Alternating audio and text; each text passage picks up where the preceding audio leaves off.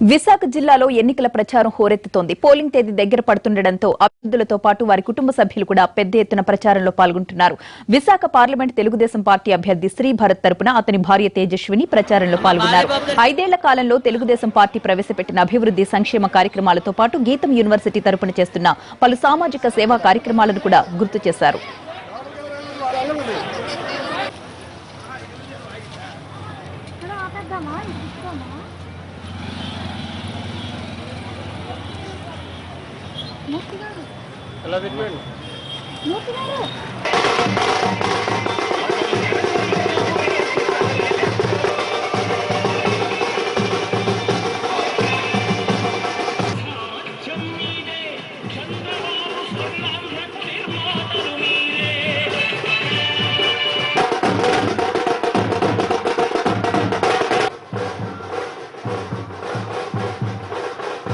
And I mean, I always believed in him, so I'm very happy.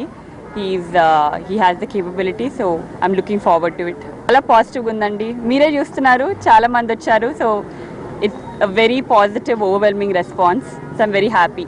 Andaram kalsi, maybe it's not possible. Chaala takku time undi kabatti. But yes, takku time lo all of us are trying to, do our best.